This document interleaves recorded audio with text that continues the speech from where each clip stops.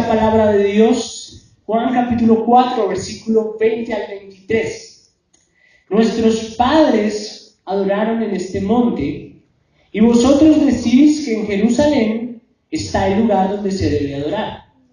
Jesús le dijo: mujer, créeme, la hora viene cuando ni en este monte ni en Jerusalén adoraréis al Padre. Vosotros adoráis lo que no conocéis. Nosotros adoramos lo que conocemos, porque la salvación viene de los judíos. Pero la hora viene, y ahora es, cuando los verdaderos adoradores adorarán al Padre en espíritu y en verdad, porque ciertamente a los tales el Padre busca que le adoren. Si eres una persona que lleva mucho tiempo viniendo a la iglesia, visitando la iglesia, te habrás dado cuenta que en varias ocasiones se ha mencionado la frase adoradores en espíritu y en verdad. Y quizás este texto lo has leído muchas veces, lo has escuchado muchas veces, y yo creo que tenemos tan presente esta afirmación que si yo les pregunto ¿cuál es la verdadera adoración?, estoy seguro que muchos de ustedes responderían la que se hace en espíritu y en verdad, ¿no es así? Y eso es una respuesta adecuada, de hecho es la respuesta correcta. Pero inmediatamente viene a mi mente una segunda pregunta, y es: ¿qué es adorar en espíritu y en verdad? ¿Qué quiere decir adorar en espíritu y en verdad? ¿Qué quiso decir el Señor con esas palabras? Bueno, el objetivo del sermón de esta mañana es que usted y yo podamos conocer esa respuesta a dicha interrogante. Pero antes de entrar en materia, yo quiero decirles por qué es necesario que nosotros sepamos cuál es la verdadera adoración. Y la razón por la cual usted y yo necesitamos saber cuál es la verdadera adoración es porque estamos en un mundo en donde hay ciertos grupos de personas que quieren adorar a Dios, pero no saben cómo hacerlo bíblicamente. Hay personas que quieren adorar a Dios, pero lo hacen de la forma incorrecta. Y yo quiero leerles un artículo muy curioso, y sé que quizás a algunos les dé risa, pero voy a leerles un artículo que respalda lo que acabo de decirles. Del hecho de que hay muchas personas que quieren adorar a Dios, pero no saben cómo hacerlo, no saben de qué manera bíblica proceder. Y es un artículo que publicó la revista hondureña La Prensa en junio del 2017. Y el artículo se titula Dalí, el paraíso. Miren lo que dice el artículo, y cito: los vecinos de la comunidad de Dalí, oriente de Honduras, se encuentran asombrados debido a un inusual hecho que dejó a propios y extraños con la boca abierta. Una aparente imagen de Jesucristo apareció impresa en una tortilla de harina popularmente conocida como baleada. El supuesto hecho sobrenatural ocurrió en la residencia de la señora Suyapa Cáceres, ubicada en la primera calle de la colonia La Sidra de esa ciudad. La sobrina de mi mamá compró una bolsa de tortillas y ella fue quien encontró la imagen de nuestro Señor Jesucristo plasmada en la tortilla, expresó la señora Cáceres, quien aseguró que se encuentran muy alegres por la aparente aparición divina. La mujer también expresó que la aparición de la imagen representa un llamado para los jóvenes para que se acerquen a Cristo. Se le ven los ojitos, el bigotito, el pelito de él, y se le ha formado una rueda al contorno de él. Y salir esta imagen en esta tortilla, ¿se imagina?, dijo doña Olga Marina, de 71 años. La casa de doña Suyapa se ha vuelto un punto de peregrinación para muchos vecinos y pobladores de ciudades o comunidades aledañas, quienes acuden al lugar curiosos y a la vez con fe de presenciar una aparición divina. Fin del artículo. Como pueden ver, hay algunas personas que están confundidas en cuanto a quién deben adorar y cómo deben adorar. Estas personas inocentemente creían que el objeto de la adoración era la imagen que había aparecido en la tortilla. No sé si usted alguna vez ha comido nachos. burritos. ¿Se ha visto la capa en la cual, bueno, esa es una tortilla?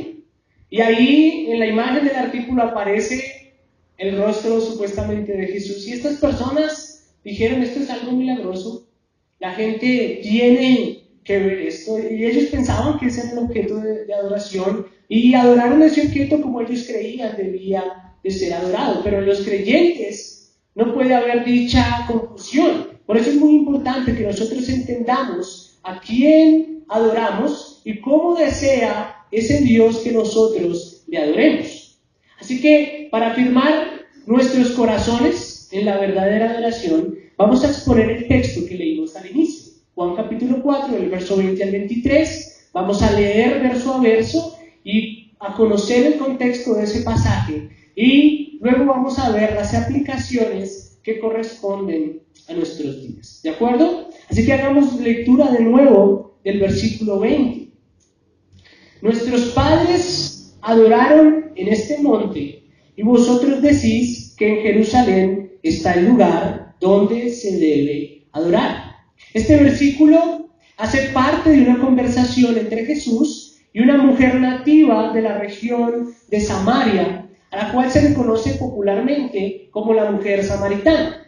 Y fue el Señor Jesús quien inició esta conversación, más precisamente en el versículo 7 de este mismo capítulo.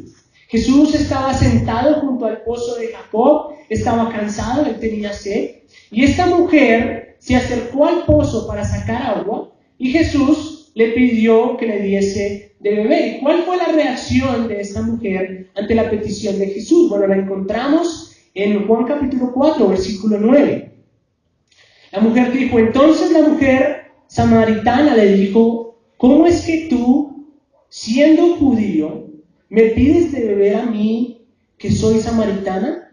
Porque los judíos no tienen tratos con los samaritanos. Esta mujer estaba sorprendida de que un hombre judío le pidiese de beber por varias razones. En primer lugar, no estaba bien visto que un hombre hablara con una mujer a solas en público. Y en segundo lugar, porque en ese entonces los judíos y los samaritanos tenían muchos problemas entre sí. Eran pueblos entre los cuales existía mucha hostilidad.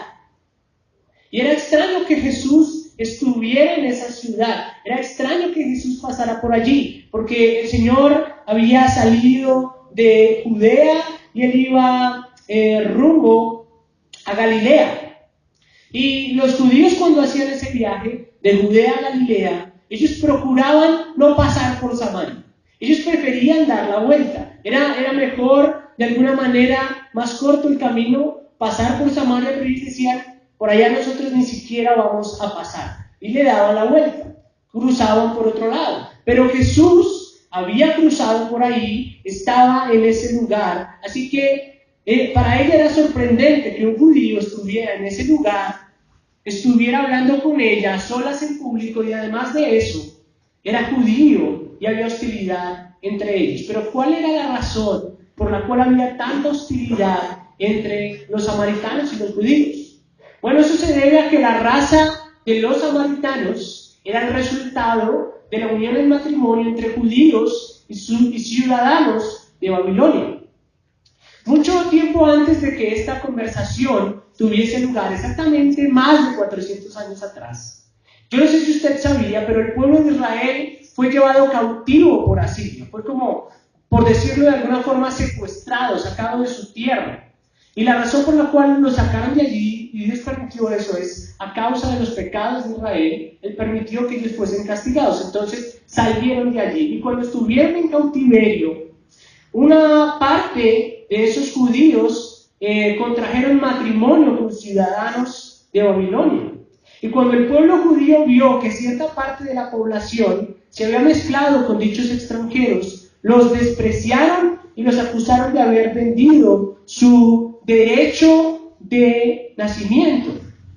Y desde entonces dichas personas dejaron de ser reconocidas como parte del pueblo de Israel y se les asignó a ellos y a sus descendientes el nombre de samaritanos, que era el nombre de la región en donde ellos habitaban, que era Samaria. Ahora, si usted no entiende de pronto lo que yo quiero explicarle con esto, supongamos que usted es un colombiano que contrae matrimonio con un extranjero, alguien de otro país, ¿sí? Y cuando usted se casa con esa persona, su familia se enfurece, se molesta con usted y le dice, ¿sabe qué? Usted ya ni siquiera es parte de nosotros, olvídese. Usted ya ni siquiera es digna de llevar nuestro apellido, no queremos tener contacto alguno con usted. Eso fue lo que sucedió con los samaritanos y los judíos. Eso fue lo que pasó, incluso no solamente con las personas que contrajeron matrimonio con ciudadanos de Babilonia, sino con los descendientes de todos ellos. Entonces es por eso que al principio del versículo 20, la mujer dice, nuestros padres. Y justo después de que dice nuestros padres, ella dice, adoraron. Ahora los samaritanos, al igual que los judíos, ellos creían en Dios. Pero a diferencia de los judíos, ellos solo creían en los 5 primeros libros de la Biblia. ¿Usted sí sabe cuáles son esos 5 primeros libros de la Biblia? Génesis, Éxodo, Levítico, Números, Deuteronomio. ¿Quién escribió esos 5 libros fue quién? Moisés. Muy bien, ellos creían en esa parte de la Biblia, pero su religión era una mezcla entre el paganismo y el judaísmo. Y la historia parece indicar que ellos querían mantener su herencia judía. De hecho, ellos le rogaron a los judíos que les enviaran un sacerdote para que les enseñara cuál era la adoración verdadera a Dios. Pero los judíos se negaron. Nosotros no vamos a enseñarles nada con la respuesta de ellos. Entonces, ellos fueron abandonados en su religión. Así que su única opción fue establecer su propio lugar de adoración. Note que ella dice, adoraron en este monte. ¿Cuál monte? El monte Gerizim, en donde ellos construyeron un pueblo, en donde adoraron a su propia manera, aparte del judaísmo. Ellos dijeron, nadie nos va a enseñar a adorar, ok, vamos a construir un lugar, vamos a construir un templo en este monte, y vamos a adorar a Dios como nos sale. Vamos a adorar a Dios como se nos ocurra. Los judíos, por otro lado, decían que el verdadero lugar de la adoración no era ese templo que ellos habían construido en Gerizim, sino que era el templo que estaba en la ciudad de Jerusalén. Entonces había una disputa del verdadero lugar de la adoración. En el versículo 20, lo que la mujer samaritana está preguntando en realidad es, ¿quién tiene la razón en cuanto a la adoración? ¿En dónde es el verdadero lugar en el cual se debe adorar? ¿En el de los judíos o en el de los samaritanos? Eso es lo que ella estaba preguntando. Ahora, en este punto, nosotros podemos ver que los samaritanos y los judíos habían caído en un gran error. Y el error era creer que la adoración verdadera dependía de un lugar. Ellos no veían la adoración como una vida de obediencia que santifica el nombre de Dios, sino que ellos veían la adoración como algo asociado a un lugar. Y ese lugar era el templo, en donde ellos hacían diferentes rituales. Adorar para ellos era estar en el lugar correcto, haciendo lo que ellos creían eran las cosas correctas. Iglesia, hoy en día no estamos muy alejados de ese pensamiento. Muchos de nosotros relacionamos la adoración solamente con el lugar en el cual nosotros nos congregamos. Creemos que la adoración solo ocurre bajo este techo y bajo estas paredes, y eso es una equivocación muy peligrosa. Pensar en eso nos puede llevar a vivir vidas hipócritas, en donde nosotros nos comportamos como adoradores, dependiendo del lugar y dependiendo del programa. Es decir, si yo estoy en la iglesia, me comporto como un adorador, porque el programa de la iglesia sí me lo pide, ¿verdad? Pero si estoy fuera de la iglesia, ni estoy en el lugar de adoración, ni tengo el programa de la adoración, por lo tanto, no voy a adorar. Y ese era el error de los samaritanos y de los judíos. Ese era el error puntualmente de esta mujer. Ella estaba preocupada por saber cuál era el verdadero lugar de adoración, cuál era la verdadera adoración, pero al mismo tiempo tenía el concepto equivocado de adoración. Y ella relacionaba la adoración con un lugar, con el monte Gerizim. Eso había tenido grandes repercusiones en su vida, y repercusiones muy graves. El hecho de pensar de esa manera, el hecho de ver la adoración de esa manera, la hizo llevar a una vida de hipocresía, porque ella estaba convencida de que era una adoradora, pero en realidad ella vivía como una pecadora. Su programa en el templo del monte Gerizim era un programa de adoración, una lista de rituales de cosas santas, pero su vida personal era un programa de pecado. Leamos por un momento Juan capítulo 4, versículos 6 y 7. El mismo capítulo. Juan capítulo 4, versículos 6 y 7. Y dice, y allí estaba el pozo de Jacob.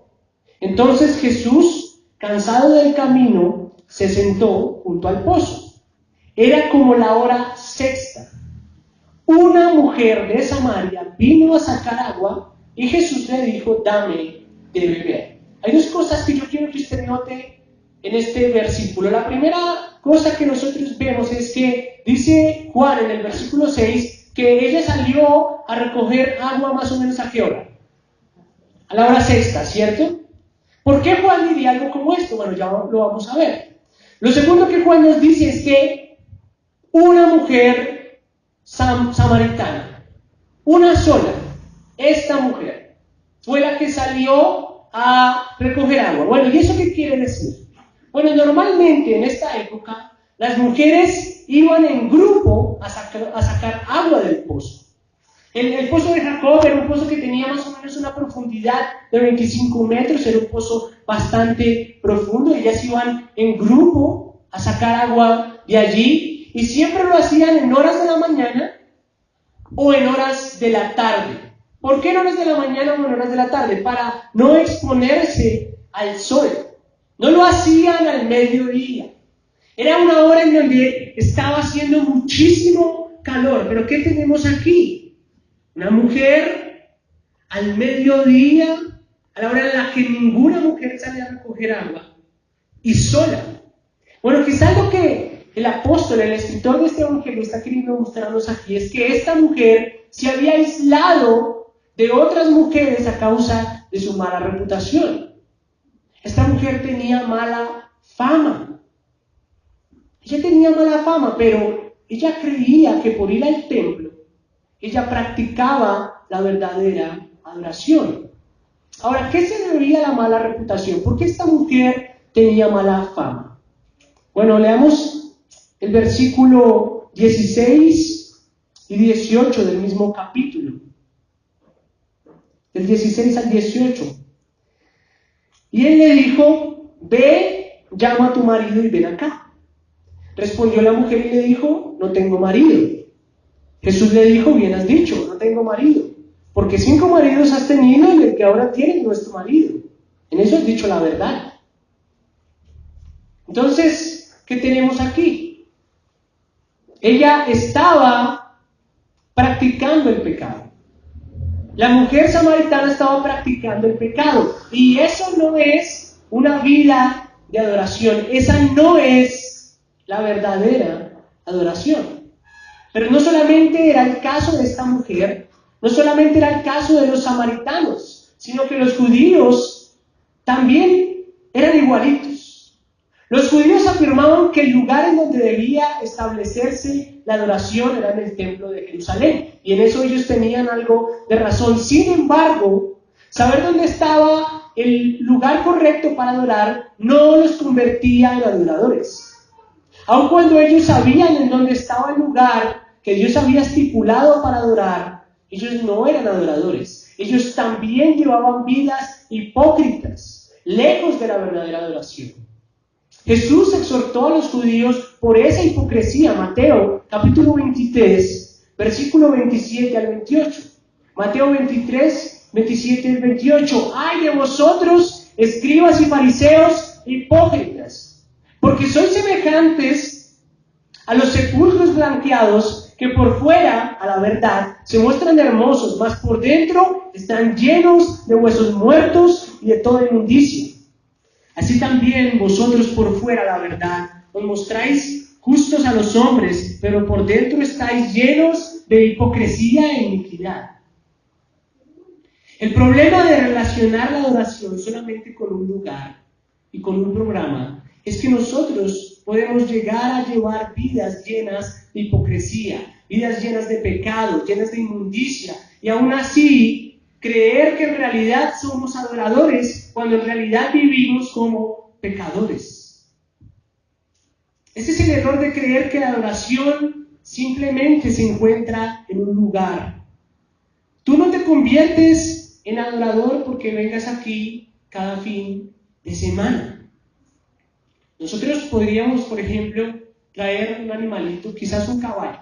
Supongamos que traemos un caballo a estas instalaciones, bueno, un pony, porque no creo que quede con un caballo. Domingo tras domingo lo traemos, ¿verdad? Servicio tras servicio.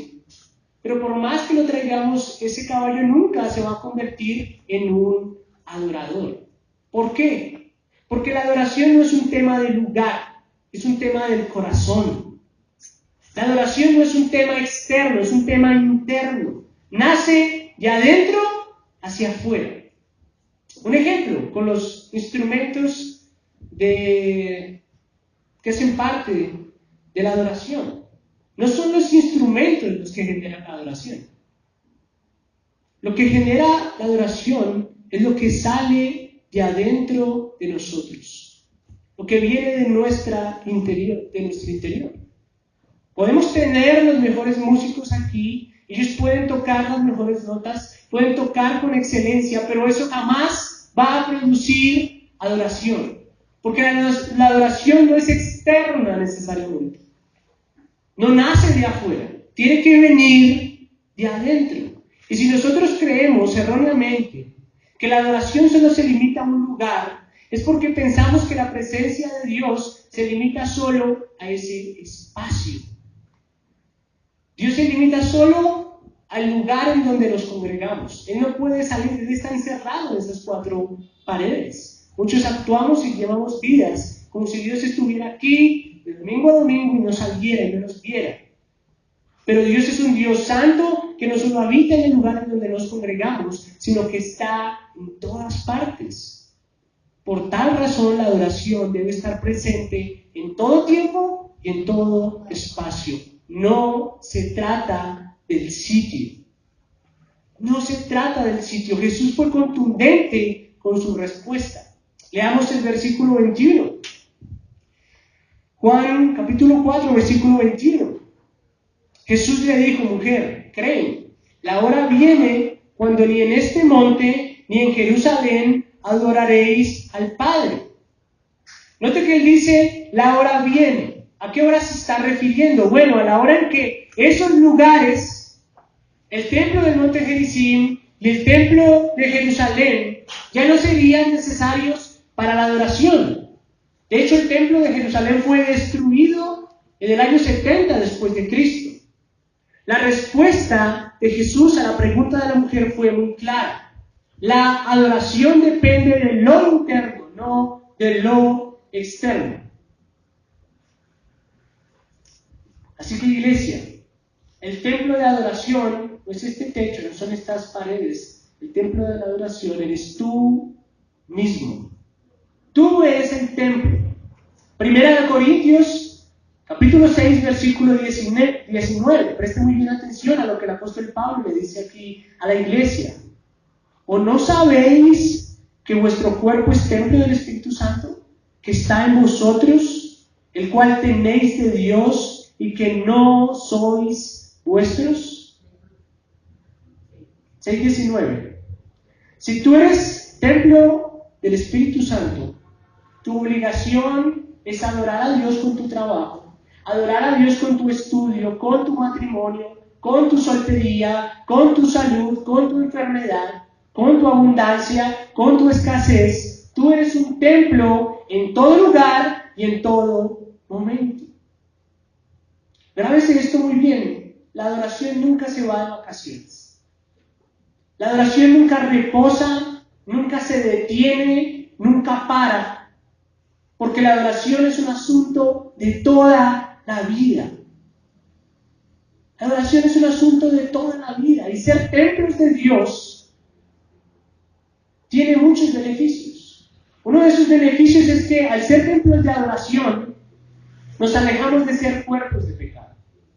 Al ser templos de Dios nos alejamos de ser cuerpos de pecado, pero nosotros no podemos pretender ser templos de adoración los fines de semana y ser cuerpos de pecado de lunes a viernes. No podemos pretender vivir de esa manera. No podemos hacerlo así. Ahora, eso no significa que usted deje de venir a la iglesia a adorar. Porque hay personas que piensan, bueno, yo adoro a Dios con mi trabajo, por lo tanto ya no tengo necesidad de ir a la iglesia. No, hermano, no es así como funcionan las cosas. Su adoración personal nunca va a reemplazar la adoración congregacional.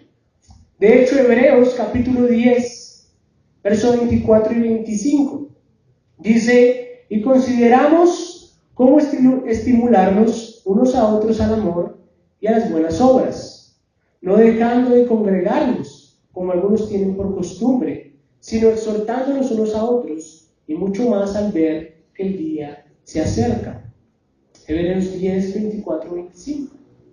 Así que Jesús dijo que la adoración no dependía del lugar, pero Él nunca dijo que era netamente individual. La adoración es tanto individual como congregacional. Amén. Necesitamos adorar afuera como necesitamos adorar juntos como iglesia. Versículo 22 de Juan capítulo 4. Vosotros adoráis lo que no conocéis. Nosotros adoramos lo que conocemos, porque la salvación viene de los judíos. El texto inicia diciendo, vosotros adoráis lo que no conocéis. Los samaritanos tenían un deseo sincero de adorar a Dios. Realmente en su corazón ellos querían adorar a Dios, pero ellos estaban adorando a un Dios que no conocían. Los samaritanos no conocían a Dios, no tenían una revelación plena de Él.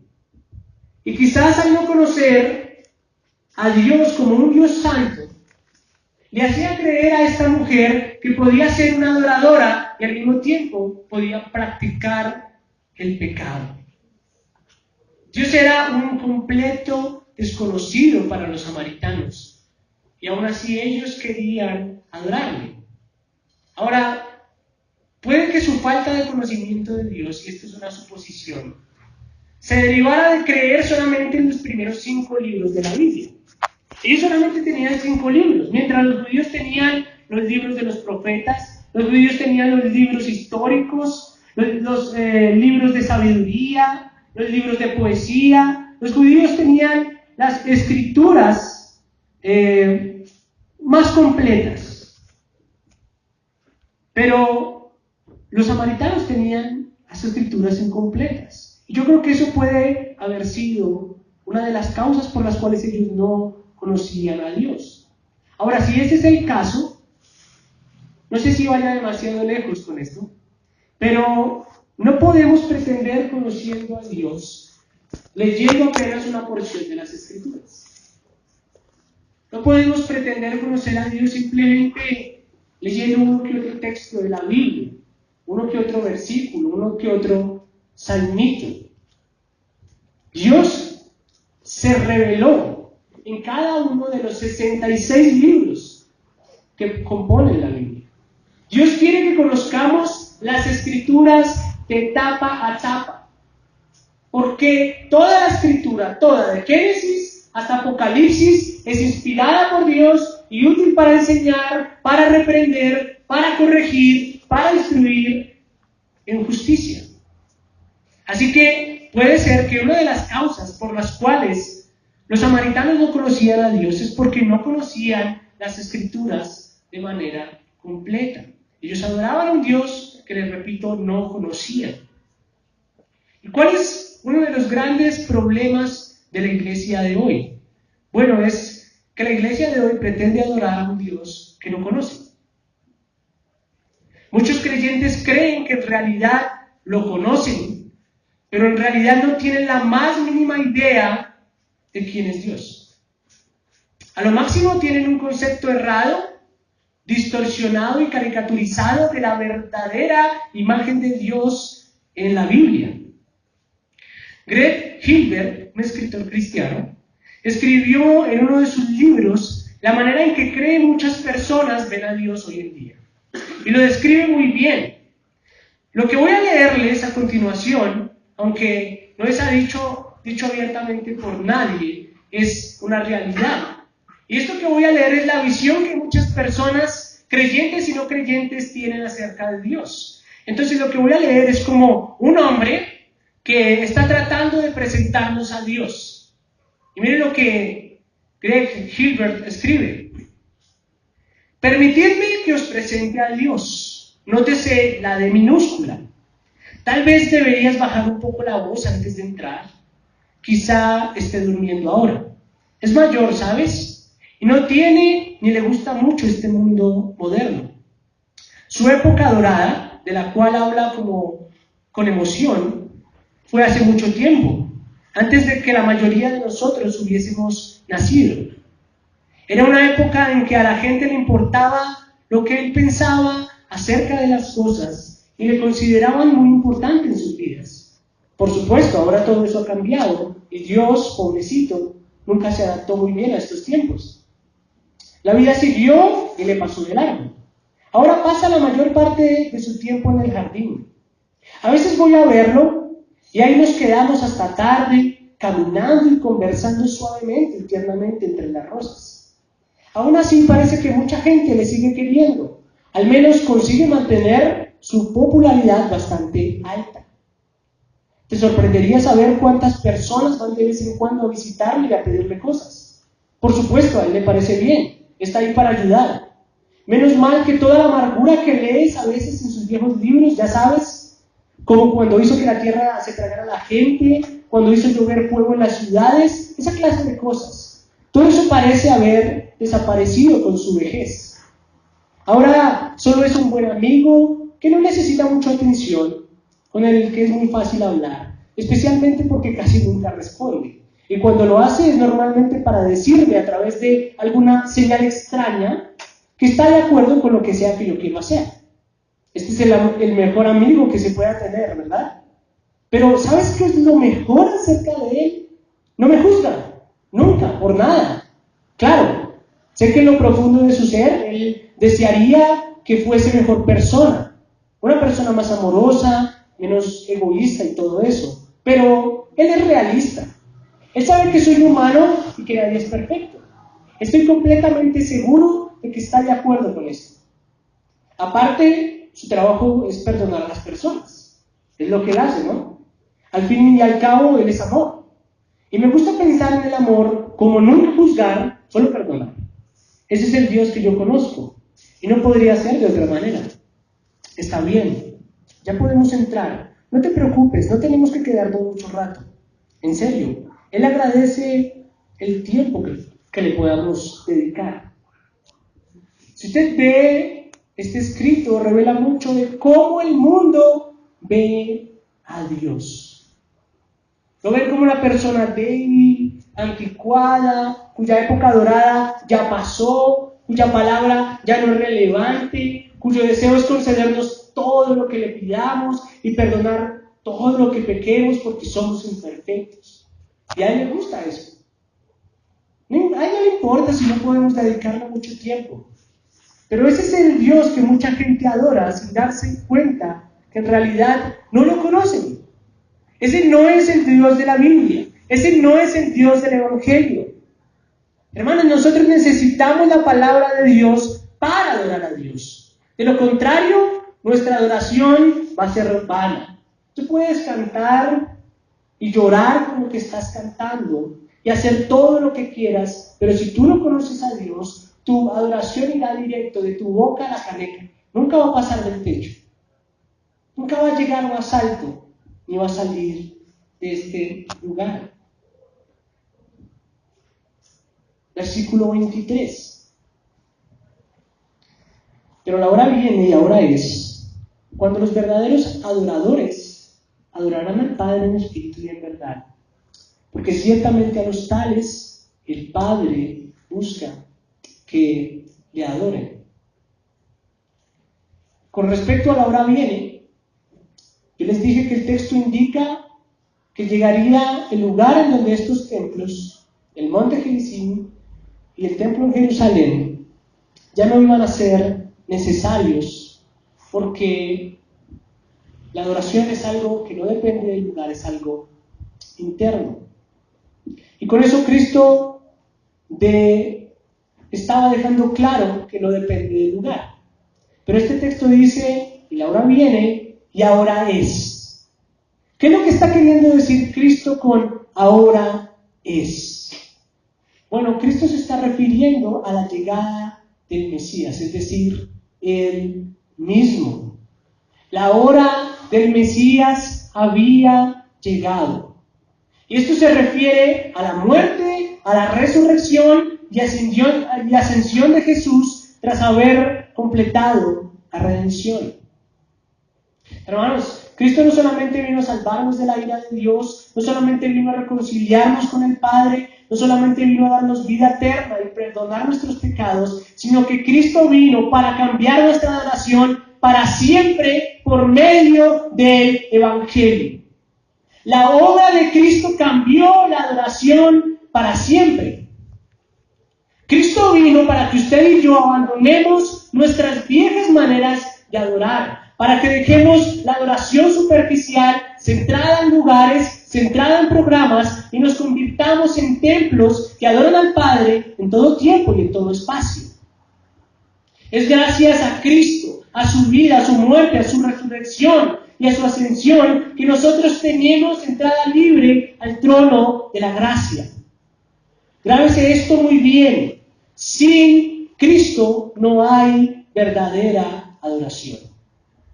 Sin Evangelio no hay esperanza. En otras palabras, necesitamos a Cristo para ser verdaderos adoradores. Necesitamos a Cristo para que nuestra adoración sea un sacrificio agradable a nuestro buen Dios. Es imposible, simplemente imposible imaginar una vida de adoración sin Jesús. Sin Él no seríamos más que hombres miserables intentando adorar, disparando palabras sin destino alguno. Así que iglesia bíblica, casa del Evangelio, si deseas adorar, abraza a tu Salvador. Si deseas adorar, abraza a Cristo. Sin Él no hay adoración y sin adoración no hay propósito. No pretendas vivir como un adorador sacando a Cristo de la ecuación, porque Él es el supremo en todo. Él está por encima de ti, por encima de nosotros, por encima de todo. Sin Él no podemos ofrecer una adoración digna de nuestro Señor. Juan capítulo 3, versículo 31. El que procede de arriba está por encima de todos. El que es de la tierra, procede de la tierra y habla de la tierra. El que procede del cielo está sobre todos. Cristo es supremo. Sin Cristo no podemos vivir vidas que agraden a Dios. Por lo tanto, sin Cristo no podemos llevar vidas que adoren a Dios. Necesitamos de Dios para adorar a Dios tal como Él merece ser adorado, en espíritu y en verdad. Necesitamos de Dios para adorar a Dios.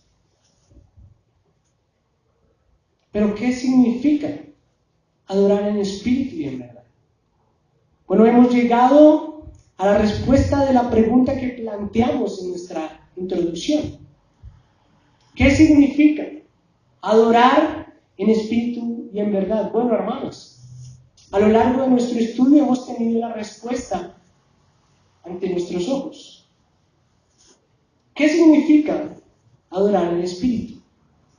Bueno, significa que Dios desea una adoración que trascienda lo físico, es decir, que no se limite al espacio. La adoración no se limita al programa de la iglesia, la adoración no se limita al espacio.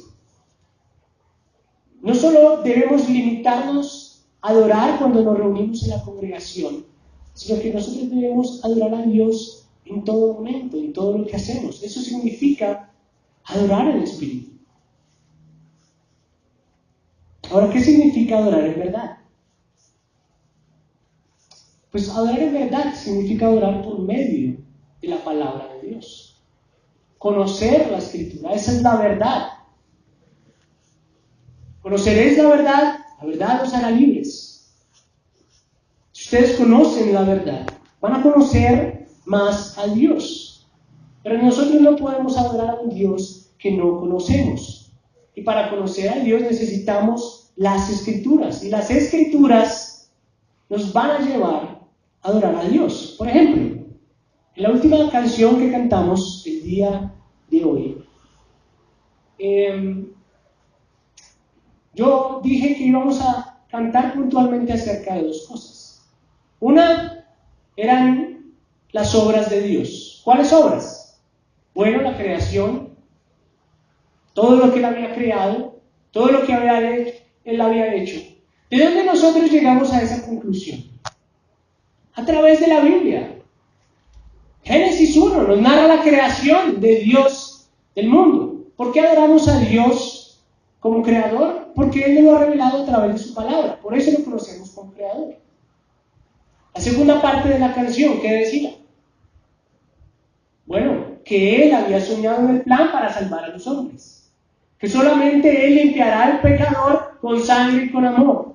Que Él da vida eterna a través de la cruz. ¿De dónde sacamos nosotros esas ideas? ¿De dónde sacamos eso? ¿No lo inventamos? No, viene de la palabra de Dios. Se deriva de la palabra de Dios. No se trata solamente de adorar con algo que sentimos aquí adentro y con emociones que no sabemos qué significan, pero que parecen bonitas y suenan chévere, pero si no está de acuerdo con la Biblia, muy probablemente estás adorando el Espíritu, pero no en verdad. Nosotros no podemos ser personas descompensadas. En su comentario del Evangelio de Juan, William Hendrickson dijo con respecto a adorar en espíritu y en verdad: para algunos, la actitud humilde y espiritual no significa gran cosa. Para otros, la verdad o pureza doctrinal no tiene mucha importancia. Ambos son parciales, están desequilibrados y por lo tanto equivocados. Los adoradores genuinos adoran en espíritu y en verdad. En otras palabras, si tú dices, para adorar no importa lo que sepas de la Biblia, sino lo que sientas. Bueno, si tú piensas así, vas a fracasar en la adoración. Tú necesitas de la Biblia para conocer a Dios y poderlo adorar como Él quiere que le adores. Pero si tú dices, para adorar lo que importa es que tengas solo conocimiento, pero nada más, vas a fracasar de nuevo. Porque para adorar no solamente necesitas saber cosas, necesitas vivir cosas. Y eso va a hacer que tu adoración salga de adentro. Entonces, podríamos decir y concluir que la adoración en espíritu y en verdad es una adoración que nace de adentro hacia afuera, firmemente anclada en la palabra de Dios y en el Evangelio por el cual nuestra adoración es transformada. Eso es adorar en espíritu y en verdad. Y el texto finaliza diciendo, porque ciertamente a los tales el Padre busca que le adoren. Ahora voy a decirles lo que este fragmento del versículo no significa. Esto no significa que existen personas que se han hecho adoradores a sí mismos y que por así decirlo, al convertirse en adoradores, entonces Dios los está buscando. Eso no es lo que quiere decir. Más bien tiene el sentido de que el Padre continúa buscando a los que Él eligió para ser adoradores. Nadie se hace adorador. Tenga bien eso presente. Nadie se hace adorador. Es Dios quien nos hace adoradores. Si usted no me cree, note muy bien el contexto de esta historia. La mujer samaritana, en su propio esfuerzo y en su propia voluntad, había fracasado en su intento para convertirse en una adoradora. En su propio intento de convertirse en adoradora tenía el concepto incorrecto de adoración. La adoración es el lugar. En su propio intento de adoradora, ella limitó la adoración al templo, pero vivía en pecado. Pero Jesús fue quien la buscó. ¿Quién empezó la conversación? Juan capítulo 4, versículo 7, la empezó el Señor. Fue Dios quien tuvo la iniciativa y fue Él quien transformó su adoración y la convirtió a ella en una adoradora genuina. Nadie se hace adorador. Dios nos hace adoradores. Iglesia, Cristo es todo lo que necesitamos para que nuestra adoración sea transformada. Volvámonos a Cristo de todo corazón. Si hay personas aquí, en este lugar, que relacionan la adoración solamente a un lugar y viven vidas entregadas al pecado, yo les invito a esas personas que den marcha atrás, que se vuelvan a Dios, porque el agua que Él suministra es agua de vida, y quien toma de esa agua no va a tener sed jamás. Eso fue lo que Jesús le dijo a esta mujer. Yo te hablo a ti, a quien quiera que seas, que sabes que tienes una doble vida, que finges adorar y que ves la adoración como parte del programa. Arrepiéntete de tus pecados y ríndete ante Cristo, pues Él es digno de nuestra adoración, no solo en la iglesia, sino también en cada área de nuestra vida. En general, yo solo puedo decirles, hermanos, no se rindan. Adoren hasta el último aliento. Adoren hasta que no puedan más. Su familia necesita adoradores en espíritu y en verdad. La iglesia necesita adoradores en espíritu y en verdad. Basta ya de ser adoradores pasivos. Necesitamos ser adoradores agresivos, plenamente dispuestos a glorificar a nuestro Señor en todo tiempo y en todo espacio. Así que, hermanos, salgamos de este lugar a adorar al Señor. Sal de aquí con el deseo de hacer todo para la gloria de Él, para su deleite. Porque sin Cristo no seríamos más que una mujer de mala reputación intentando sacar agua de un pozo profundo. Sin Cristo no seríamos más que eso. Pecadores con mala reputación, excluidos y avergonzados a causa del pecado. Pero Él se acercó, Él tuvo la iniciativa, vino a nosotros y dijo: si crees en mí, ya no vas a tener sed jamás. Tú no necesitas un lugar para adorar. Tú me necesitas a mí para adorar. Yo te voy a hacer un adorador de verdad. Adora al Señor a partir de hoy, todos los días, hasta tu último aliento. Y si tú quieres una aplicación aún más práctica, piensa en todo lo que haces en tu cotidianidad. Generalmente todo lo que hacemos en la cotidianidad se trata de nosotros. Pero si tú quieres empezar a cambiar eso, entonces entiende que lo que haces en tu cotidianidad no se trata de ti, se trata de Él. De que hagas todo para su gloria, todo para que Él se sienta agradado por ti. Por ejemplo, si estás estudiando y vas a presentar un examen, estudia. Aprueba el examen. Así vas a vivir para la gloria de Dios, así vas a adorar a Dios. Si tú eres ama de casa o amo de casa, pues haz el orden de la casa y pon tu casa en orden como si fuera el espacio de Dios, como si fuera el lugar en donde Él habita, porque Él habita allí. Hazlo para adorarlo. Si vas a trabajar, no trabajes para ser admirado por los hombres, no trabajes para buscar la admiración de los demás, trabaja para agradar al Señor, porque es de Él de quien viene tu recompensa. Todo lo que hagas, desde lo más mínimo e insignificante, hazlo como un acto de adoración. porque tiene que nacer de adentro hacia afuera. Tiene que nacer de dentro hacia afuera. Ahora, por otro lado, recuerda, no puedes adorar a un Dios que no conoces. Necesitas leer la Biblia. Necesitas estudiar las Escrituras. Los miércoles acá tenemos conversatorios acerca de dudas con respecto a ciertas doctrinas que andan por ahí flotando. Los días viernes tenemos escuela bíblica. Si usted quiere conocer a Dios, usted no viene para que le introduzcan conocimiento, usted viene para que le muestren a Dios, para que se lo presenten. Busque de Él, empápese de las Escrituras, tenga vida devocional, lea la Biblia, conoce al Dios que adoras. No adores tortillas porque parece que tienen forma de Dios. Adora al Dios de la Biblia, porque ahí está el verdadero Dios. Vamos a orar.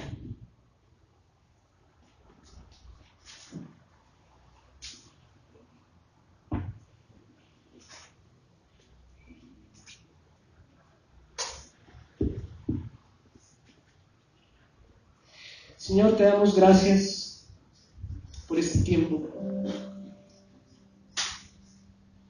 Y quizás durante mucho tiempo estuvimos equivocados. Quizás habíamos escuchado a través de los pastores, a través de las personas que debíamos adorar en espíritu y en verdad. Pero no teníamos ni la más mínima idea de qué significaba eso. Quizás éramos como los judíos que tenían la verdad, tenían la Biblia completa y creían saber lo que las Escrituras significaban, pero realmente no tenían ni la más mínima idea de lo que la palabra decía.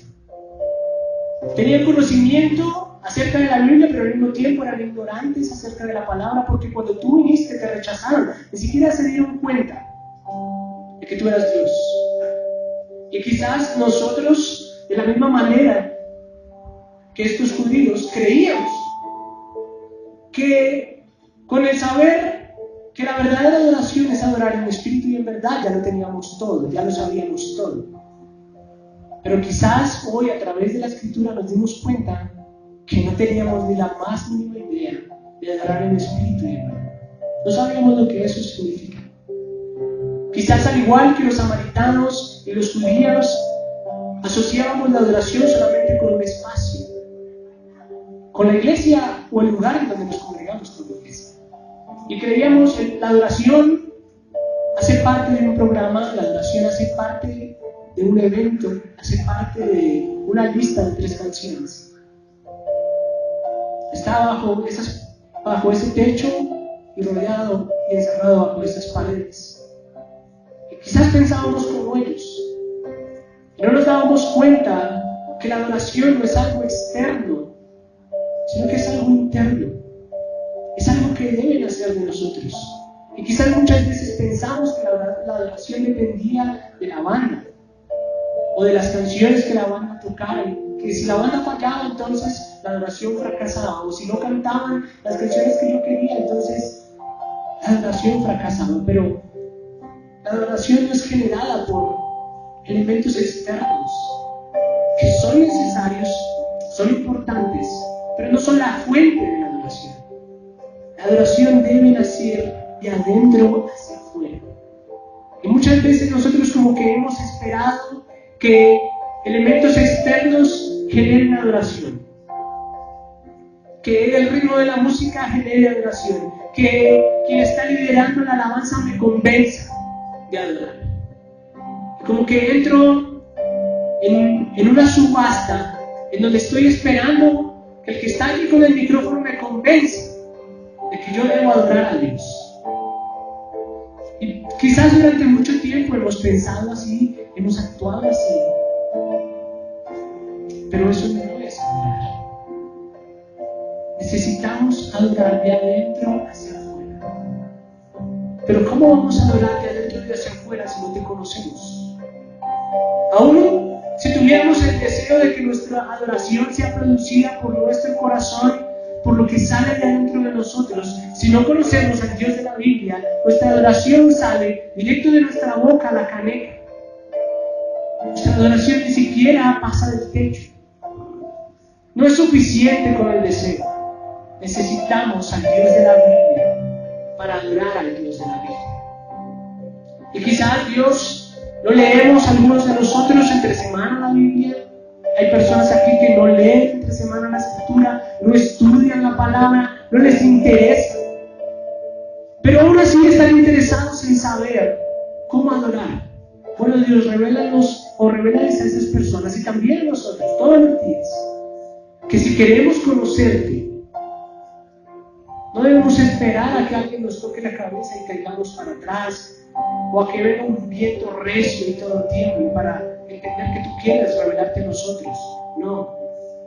Ayúdanos a entender que tú ya te revelaste a nosotros por medio de las Escrituras. Y que si nosotros de verdad queremos conocerte para poder adorarte como tú quieres que te adoremos, necesitamos conocer las Escrituras. Nosotros queremos ocuparnos en nuestra salvación con temor y temblor, pero necesitamos, anhelamos que tú pongas en nosotros el deseo del querer como el hacer. Y el ocuparnos de nuestras salvaciones, también ocuparnos de adorarte correctamente, de exaltarte correctamente a través de tu palabra. Muchas veces nosotros venimos aquí, cantamos canciones y ni siquiera estamos seguros de lo que si está cantando aquella persona está en la palabra. Quizás damos por hecho que como la canción menciona a Dios y dice palabras bonitas como exaltar, cantar, seguir, damos por hecho que eso es bíblico y ni siquiera a veces lo sabemos de eso. Pero ayúdanos a conocer la Biblia para adorarte de la forma correcta. Que cuando escuchemos una canción, más que pensar en lo que es un instrumento, pensemos en lo que la Escritura dice y si lo que estoy cantando lo dice la palabra. Y que eso se desborde en una corriente de adoración que no podamos detener, que no podamos parar. Dios, hoy anhelamos que tú nos transformes en adoradores en espíritu y en verdad. No podemos hacernos adoradores por nuestra propia cuenta, no depende de nosotros. Cada vez que hemos intentado ser adoradores, hemos fallado, hemos puesto nuestros ojos en un lugar, hemos puesto nuestros ojos en el programa, en la música, en lo que dice alguien. Hemos puesto nuestros ojos en eso y hemos fracasado al intentar orar y adorar bien. Pero solo tú puedes hacernos los adoradores que necesitas que seamos. Ayúdanos a glorificarte día tras día por medio de la adoración en tus